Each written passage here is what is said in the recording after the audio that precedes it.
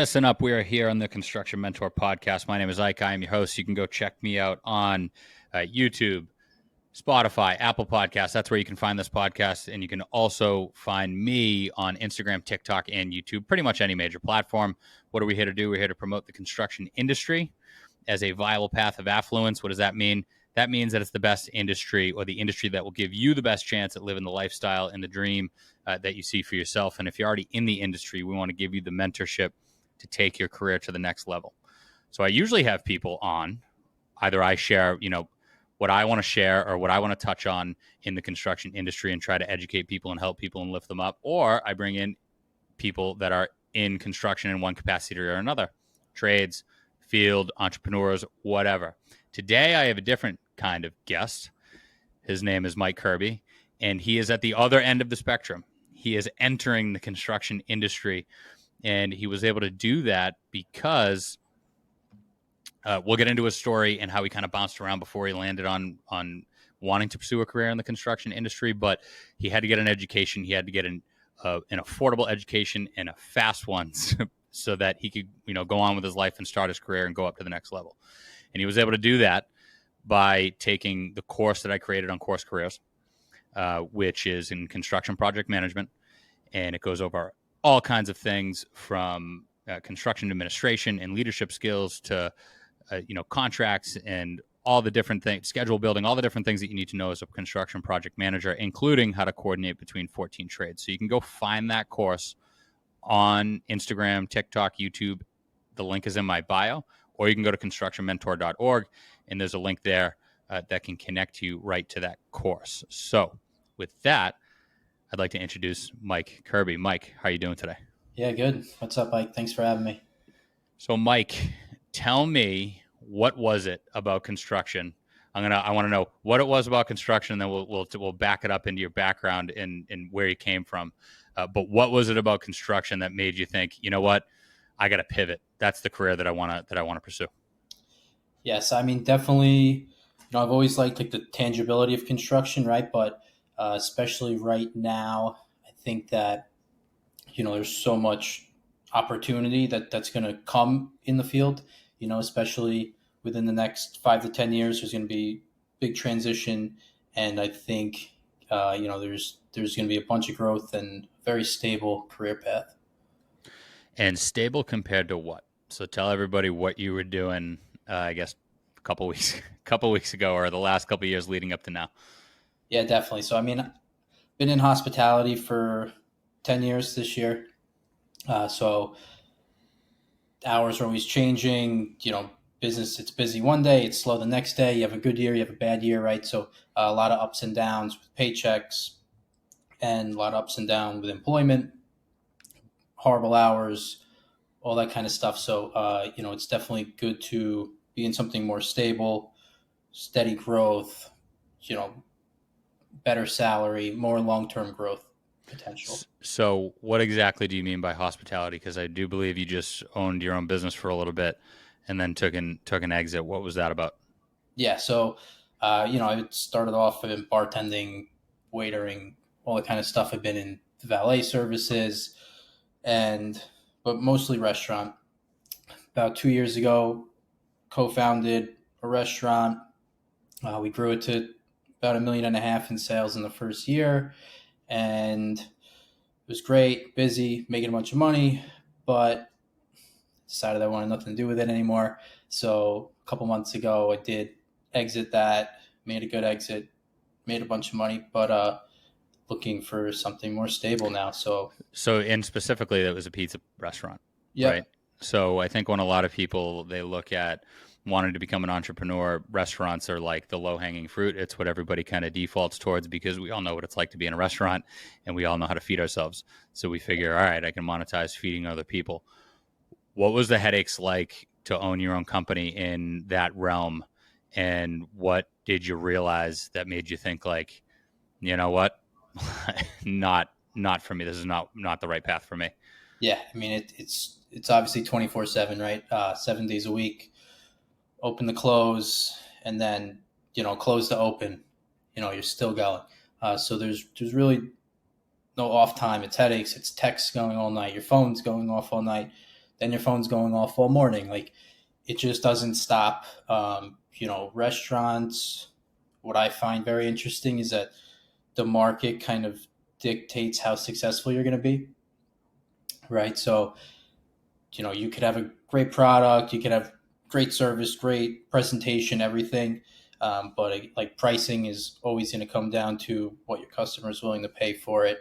And, our approach was high end, high quality, fresh ingredients, all, Italian imported ingredients, all that kind of stuff. And there's only so much someone's going to pay for a pizza, right? So I think the industry is very limited in that sense. Plenty of people that make a decent living owning restaurants. You don't know that many that, really hit it big, right? So constructions can be quite the opposite.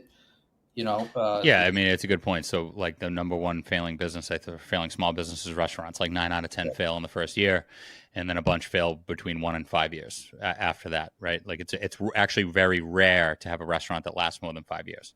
Yep. When in the grand scheme of things, and what you just alluded to is that the construction industry has a way better batting average with a more guaranteed return, right? So you're going to get a paycheck, you're going to have career growth, and you're not going to be worried about the economy, material or ingredient prices rising and trying to give people a high quality affordable pizza when they also have to tighten their belt, and they're hurting because the cost of eggs went up for them too, and it just doesn't make sense for them to eat out. And I would imagine you alluded to the inconsistency and kind of how much money you were making. That's a different kind of headache, to be uncertain about how much you're going to make, and to be that successful owning a pizza place, even though you had 1.5 million in sales. I bet you weren't taking 1.5 million dollars home. So a good salary in construction is probably what you would make with way less of a headache and lower effort and worry than you would if you were very successful as a pizza owner. Am I right? Yeah, no, it's 100% right. So what made you, what was it like to be like, construction, I don't know where to start. Like, how'd you decide on construction, and when were you like, this is the path that I'm going to go with? Because eventually you found course careers, right? So what was that like? Yeah, so it started off, I was more like really didn't have a direction, applying to things aimlessly. Oh, maybe I'll do this, maybe I'll do that. That sounds good. That sounds good. Whatever it is, just trying to get into something. And then as I talked with people, networked a little more, someone was like, "Oh, you like your resume, like you'd be a great project manager. You should get into the project management side of things." And I'm like, "Yeah, it sounds good, but I don't have any experience. No one's even going to look at my resume, right?" So then it kind of transitioned into. Now, did you float your resume around at that time? I did. So I started applying to project management positions, entry level. Didn't hear a single thing back from anyone. Did that for about 3 weeks, and it just wasn't getting anywhere. So, I took to the internet, took to LinkedIn and Instagram and stuff, and started, doing some research, and that's how I stumbled upon the course. Nice. And then what was it like once you got in the course? Did it meet expectations? Because you had a little bit of exposure to construction, right? Like, I wouldn't say that you were well versed, but you had been on a job site before. When you got in the course, was it like, holy crap, I didn't realize that this was, the industry entailed all of this stuff? Like, how much of that was a surprise, and how valuable was it? Yeah, I mean, it's definitely a lot more than you think. The course was really like outlined so well. There was like no fluff work. Like going to college, it was half your 4 years was just random classes and random stuff that didn't really matter. So this was like every single video mattered, every section mattered. You know, um, every note mattered. Like there was just no fluff in it. So um, there's a lot. It's definitely a lot, but the way it's broken down, you really get some in-depth knowledge on each topic individually, and you can just spend a day on this one topic, right? So you didn't have to like get bombarded with it all at once. And it's funny because you just mentioned, you went to college and you probably paid a lot for those degrees. So you have 2 degrees, right? I That do. that you're basically referring to. Yep. No one really cares though. And how much did you pay for those, or Yeah. how much do Too they cost? much. Too much. Yeah, too much. And this was relatively short money. It was 449, right? It was $500 with a $50 discount, Yep. or 499 with a $50 discount. So how long did it take you to get through the course? Now so just so everybody knows, Mike is the first person that actually completed the course. He did it super fast. It's a 40-hour course. He, I would expect somebody to take 12 to 16 weeks to get 40 hours of education in. How quickly were you able to do it? I think it was like 2 to 3 weeks plus another week to prepare and take the final. So 2 to 3 weeks. And then where'd you go from there? Once you completed the course, what steps did you take after that to go find a job? Yeah. So the end of the course had a lot of really good, kind of insights on what to do and where to go and what to look for. I definitely suggest following it step by step, but my favorite thing that they had was the Apollo extension for Chrome. So pretty much, it's a little extension that hangs out on the side of your screen.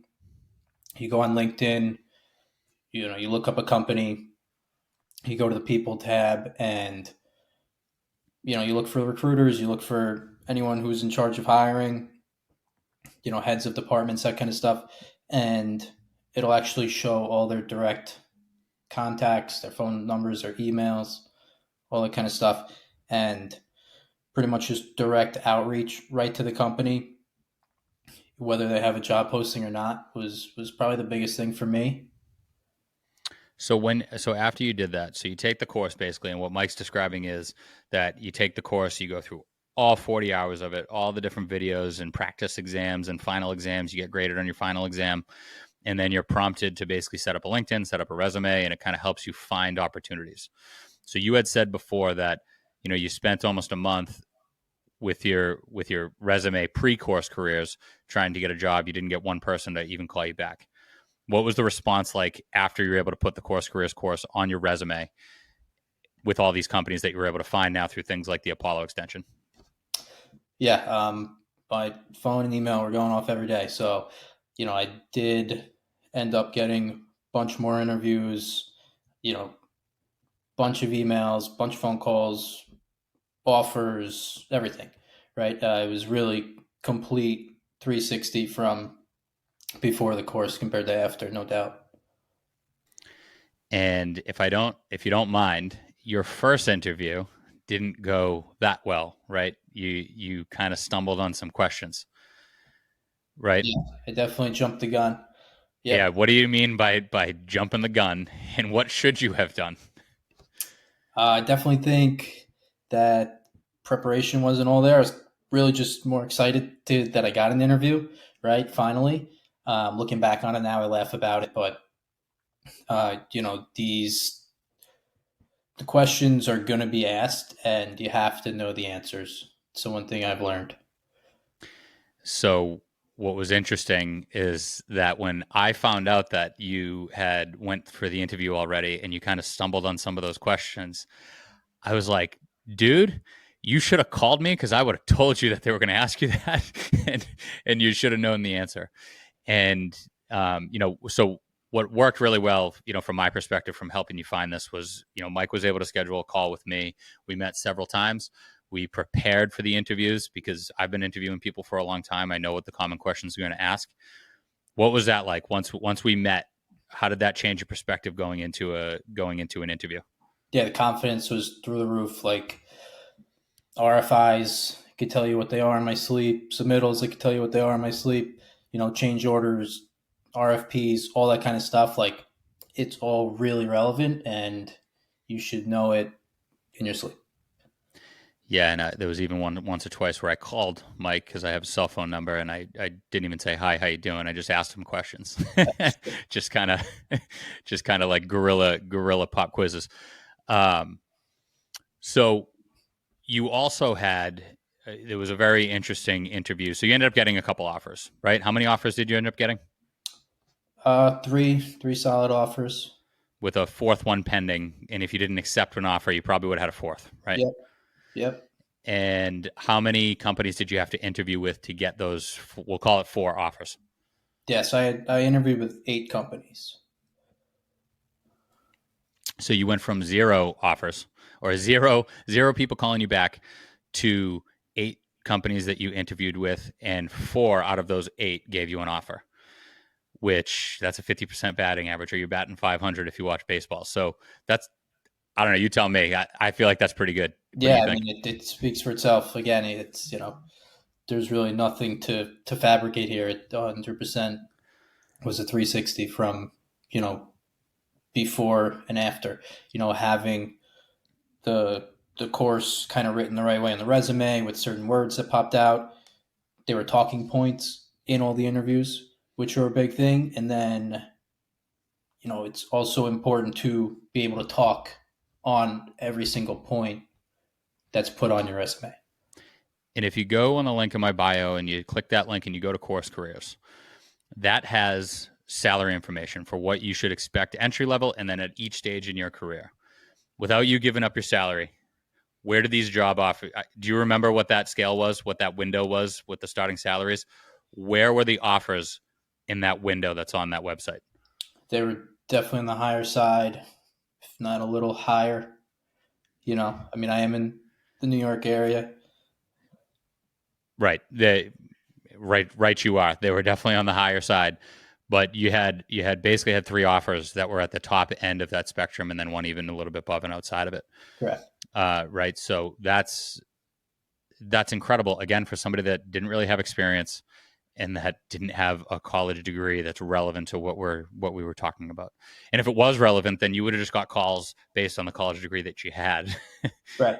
People would have called you back for interviews. So that's awesome, man. So what, without you giving up your personal, information in your gig, what kind of company did you end up at, and what's the job that you're going to be doing? What are some of the things that you're going to be up to? Yeah. So, at first I thought that I would end up with a, smaller company, maybe a subcontractor or something along that route. And that's totally would have been fine, worked my way up and eventually went with the GC. But I ended up landing a position with a $1 billion GC known countrywide and, on the project management side. That's awesome. I don't think that a lot of people would expect that. And to your point, being in the subcontractor world is a fine entry. The barrier of entry is lower, and I think that's where a lot of people that are going to find entrances into the industry that's where the rubber is going to meet the road for them. That's how I started, and there's nothing wrong with that. But it's great that you were able to land at a company like that, because once those things are on your resume and you do a year, 2 years, 3 years, I mean, you're going to be able to go wherever you want to go. Getting that experience in your resume is really what's going to give you that freedom. So before we wrap up here, here's the $1 million question, or the $100,000 question. Would you recommend Course Careers to somebody else that's looking to start a career in construction, and why do you feel the way you feel? Yeah, definitely. I mean, I definitely think that price point's great. It's very affordable. It's self-paced, which is great. And the content of the course is, exactly what, you'd be asked in interviews. Yeah, and what's funny is, you would expect people and I'm just telling you this, and you don't have this perspective yet, but you're going to get it. You would expect people with college degrees in construction management or construction-related degrees would know all of these things, and they don't. If I put it in the course, I've never had a college grad actually show up on day one and know any of the things that I put in that course, which is very interesting to me. Yeah. So I'll have to bring you back in a year or two and get your perspective on that in comparison to other people. So, Mike, I appreciate you coming on. I hate putting you on the spot like this, but it's a different perspective that I think a lot of people need to hear, because a lot of people want to get in the industry. I get DMs every day. I get messages every day. Even if they're already in the industry, just about getting out of the field, maybe and into a project management position, or maybe they're doing something else in the office, and they're like, "Man, I want to go from administration into actually running projects." So I think it's impactful that you were able to get a job. You were able to get 4 job offers, basically out of 8 interviews. That's such a good and high batting average, and you were able to get it at the top and even above the salary spectrum that I had laid out there for everybody to set their expectations. So. And I mean, I really had no edge.